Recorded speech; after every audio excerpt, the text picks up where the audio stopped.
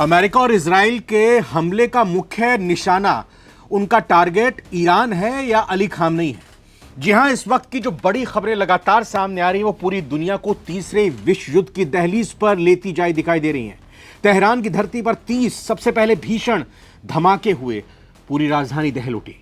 दावा यह किया गया कि हमलों का निशाना सुप्रीम लीडर अली खामनेई का ऑफिस भी था, और हालांकि आधिकारिक तौर पर पुष्टि नहीं हो पाई है क्योंकि यह पुष्टि होना सीमित ही है। ज्यादा जानकारी और खबरें ईरान से निकलकर बाहर नहीं आ रही, लेकिन यह जरूर बताया जा रहा है कि खामनेई को एहतियातन एक सुरक्षित स्थान पर, एक सेफ जगह पर इन हमलों के बाद तुरंत ले जाया गया है। ईरान की सत्ता संरचना की अगर बात करें तो सुप्रीम लीडर ईरान में सबसे ताकतवर पद होता है, बाकायदा राष्ट्रपति से भी ऊपर उनका दर्जा है, और यही वजह है कि उनकी सुरक्षा को लेकर दुनिया की नजरें टिकी हुई हैं। दुनिया जानना और समझना चाह रही है कि आखिर इन हमलों के दौरान अली खामनेई कहां थे, उनके दफ्तर पर जो हमला हुआ उसके बाद अली खामनेई कहां चले गए हैं। लेकिन इस बीच इजराइल ने सीधे ईरान के सुप्रीम लीडर अली खामनेई के दफ्तर को निशाना बनाया और उसे मलबे में तब्दील कर दिया है, ऐसी खबरें मिल रही हैं। और इस बीच अब पूरी दुनिया के जहन में सवाल यही है कि अली खामनेई कहां हैं,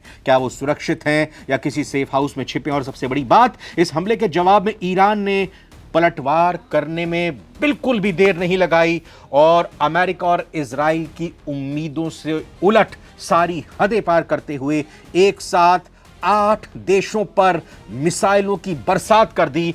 और लगातार आपको बता दें कि यूएई और बहरीन में भी भयंकर तबाही की खबरें आ रही हैं। अमेरिका के जो बेसिस हैं, मिलिट्री बेसिस हों या एयर बेसिस हों, वहां पर इन 8 देशों में निशाना बनाया गया है। अमेरिका के बेसिस पर ईरान की खूंखार मिसाइलों की तरफ से। अब इस बीच रूस का भी बयान सामने आया है, रूस की तरफ से भी बड़ी बात निकलकर सामने आई है और पुतिन के हवाले से कहा जा रहा है कि उन्होंने डोनाल्ड ट्रंप को लेकर बड़ा सवाल खड़ा किया है और यह कहा है कि डोनाल्ड ट्रंप ने अपना असली रंग, अपना असली रूप दिखा दिया है। तो आपको सारी चीजें जल्दी से बताते हैं। इजराइल और अमेरिका ने मिलकर आज सुबह सुबह, ईरान की अगर बात करें, सुबह सुबह ईरान की राजधानी तेहरान पर अब तक का सबसे बड़ा हमला कर दिया। और आगे बढ़ते हुए आपको जल्दी से बताना चाहेंगे कि ये हवाई हमला किया गया था, कहा गया कि इराक से हमला किया गया। इजराइल के लड़ाकू विमानों ने सीधे सुप्रीम लीडर अली खामनेई के आधिकारिक आवास और दफ्तर पर बमबारी की। आवास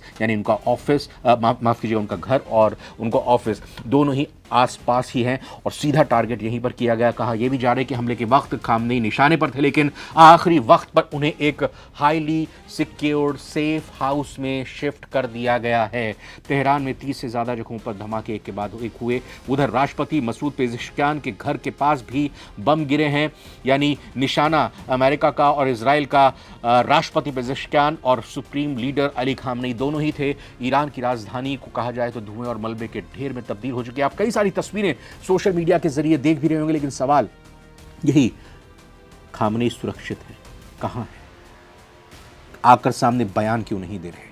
देखिए, अभी युद्ध की स्थिति है, तो अभी सबसे बड़ी चीज यही है कि ईरान को इन हमलों से, ईरान के लोगों को किस तरह से बचाया जाए और किस तरह का माकूल जवाब अमेरिका और इजराइल को और उनके सहयोगियों को दिया जाए, अभी इसी कोशिश में। और ये जानता था ईरान, ये जानते थे खामनेई कि कभी भी हमला हो सकता है इजराइल का, अमेरिका का, और इसीलिए तैयार थे। और इसको इस तरह से भी देखा जा सकता है कि अमेरिका और इजराइल ने पहले भांपने और जांचने की कोशिश की कि ईरान पर अगर हमला करते हैं तो फिर उसका क्या रिएक्शन आता है। और शायद इस बात का अंदाजा नहीं होगा कि एक साथ इतनी बड़ी हिम्मत और जिगरे के साथ ईरान 8 देशों पर हमला कर देगा। क्योंकि आपको याद दिला दें, आप लगातार खबरें देख भी रहे हैं कि ईरान ने पहले ही यह साफ कर दिया था कि कोई मुस्लिम मुल्क हो, कोई हमारा सहयोगी रहा हो, लेकिन अगर उसने ईरान के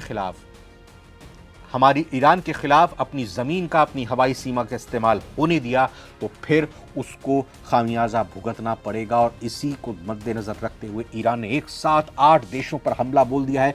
तो किसी को उम्मीद नहीं थी कि ईरान की तरफ से इतना तगड़ा पलटवार किया जाएगा। 8 देशों पर सैकड़ों बैलिस्टिक मिसाइलों की बौछार कर दी गई, दाग दी गई। एक के बाद इन देशों में UAE, Bahrain, Qatar, Kuwait, Iraq, Oman और वहाँ मौजूद अमेरिकी सैन्य ठिकाने शामिल हैं। और जब मिसाइलें जाती हैं तो वो एग्जैक्ट पता करके तो पहुंचती नहीं है, क्योंकि जब मिसाइलें हमला करती हैं तो फिर उनको बीच में तबाह करने की भी पूरी कोशिश की जाती है और एग्जैक्ट लोकेशन से आसपास भी वो गिरती हैं, क्योंकि अभी बहुत तेज़ी के साथ घटनाक्रम बदल रहा है। लेकिन ईरान ने दिखा दिया है, दर्शा दिया है, बता दिया है कि हम मुंह तोड़ जवाब देंगे। और इस चीज़ को भी आप समझिए कि जैसे ही ईरान के ऊपर ये हमला हुआ था तो फिर ईरान के हवाले से अमेरिका और इजराइल के खिलाफ ये खबर निकल कर सामने आई कि शुरुआत आपने की है, अंत हम करेंगे। सबसे ज़्यादा तबाही यूएई और बहरीन में बताई जा रही है कि हुई है, और ईरान ने इस बीच दावा किया है कि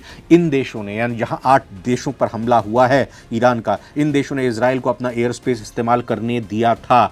और ये बात अब ईरान के हवाले से कही जा रही है कि इन 8 देशों ने अपना एयर स्पेस इस्तेमाल करने दिया, और इसी वजह से ईरान ने इनको याद दिला दिया कि ईरान से पंगा लेने का मतलब क्या होता है। और अब इसकी कीमत ये देश चुका रहे हैं जिन पर ईरान ने अटैक किया है। तो फिर खाड़ी देशों के आसमान में इस वक्त सिर्फ मिसाइल और इंटरसेप्टर ही नजर आ रहे हैं। चारों तरफ हूटर और इमरजेंसी अलार्म बजते हुए दिखाई दे रहे हैं।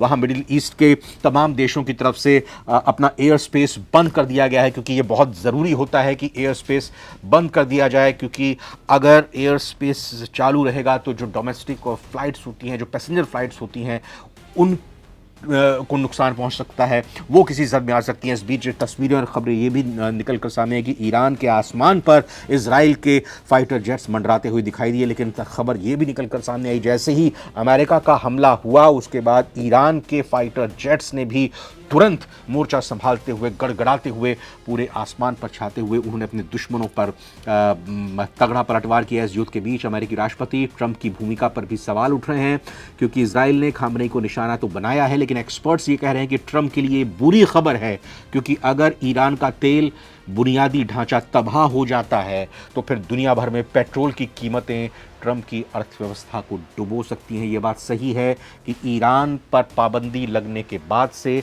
ईरान का तेल, कच्चा तेल चीन के अलावा बहुत गिने चुने ही देश लेते हैं, लेकिन ये बात भी सभी जानते हैं कि टॉप 3 देशों में ईरान के पास कच्चे तेल का भंडार है। वहीं रूस ने प्रतिक्रिया दी है, और रूस की तरफ से कहा गया है कि भाई ट्रंप साहब, आपने जो किया है बहुत गलत किया है और आपने अपना असली रूप दिखा दिया है। रूस की तरफ से कड़ा बयान जारी हुआ है और कहा गया है कि ट्रंप ने अपना असली रंग दिखा दिया है। रूस का यह आरोप है कि ट्रंप शांति की बात तो करते थे, लेकिन पर्दे के पीछे उन्होंने इजराइल को, ईरान को पूरी तरह ख़त्म करने की खुली छूट दे दी, और ये रूस ने अमेरिका और इजराइल को दोनों को लपेटा है। अब पूरी दुनिया की सांसें थमी हुई हैं। अगर ईरान का परमाणु कार्यक्रम या उसके तेल कुएं इजराइल के, अमेरिका के अगले निशाने पर हुए तो क्या होगा? हॉर्मूज की खाड़ी को जो बंद करने का ईरान ने ऐलान किया था तो क्या होगा? हॉर्मूज की खाड़ी इतनी इंपॉर्टेंट है क्योंकि दुनिया का एक बड़ी मात्रा में कच्चा तेल इसी रूट से होते हुए जाता है, और ईरान लगातार जो कह रहा था वो कर भी रहा है, क्योंकि ईरान ने कहा था जो हमारे खिलाफ अपने एयर स्पेस का या ज़मीन का इस्तेमाल होने देगा हम उसको बदला लेंगे, और कुछ ही घंटों के अंदर उसने बदला भी ले लिया। और ईरान की तरफ से पहले ये भी कहा गया था कि हम हॉर्मूज की खाड़ी का रास्ता ब्लॉक कर देंगे, और इससे भारत की भी दिक्कत खड़ी हो सकती है, क्योंकि इस रूट से भारत का भी करीब 40 से 50% कच्चा तेल आता है। तो भारत समेत पूरी दुनिया में तेल को लेकर हाहाकार मच सकता है अगर ये लड़ाई और लंबी जाती है और लंबी चलती है। ईरान की रिवॉल्यूशनरी गार्ड्स IRGC की तरफ से भी चेतावनी जारी की गई है कि अगर अमेरिका सीधे तौर पर इसमें शामिल हुआ तो पूरे मिडिल ईस्ट में एक भी अमेरिकी सैनिक जिंदा नहीं बचेगा। लेकिन अब सीधे तौर और बाएं और दाएं की बात क्या, क्योंकि अमेरिका की तरफ से डोनाल्ड ट्रंप ने बाकायदा खुद आकर एक प्रेस कॉन्फ्रेंस में यह कहा कि हम ईरान को इजाज़त नहीं दे सकते कि वो परमाणु कार्यक्रम को आगे बढ़ाए, अपना परमाणु बम अपने पास रखे। फिलहाल नज़र हमारी लगातार रहेगी ईरान, अमेरिका और इजराइल की इस जंग पर। आपको क्या लगता है खामनेई साहब की हालत और स्थिति कैसी है, और क्या वो ईरान में रहकर ही मोर्चा संभालेंगे? ऐसे पहले जो खबरें आ रही थी कि वो रूस में जाकर अपना ठिकाना बदल सकते हैं। कमेंट में ज़रूर अपनी राय रखिएगा। फिलहाल इस वीडियो में इतना ही। बहुत बहुत धन्यवाद, बहुत बहुत धन्यवाद। नमस्कार।